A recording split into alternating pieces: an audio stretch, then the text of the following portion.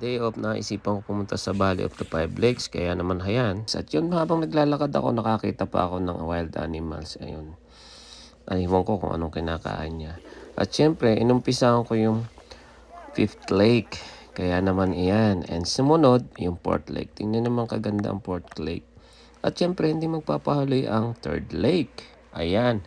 May mga yellow at orange leaves pa sila. Pero ang ganda ng tubig, di ba? Ang linaw. Mga sul-ngasol at may birdie din naman. At syempre, hindi naman papahuli ang second lake natin. Ganon din. Mas maganda rito kaysa sa fifth lake kasi wala siyang hangin. At syempre, ito na ang first lake.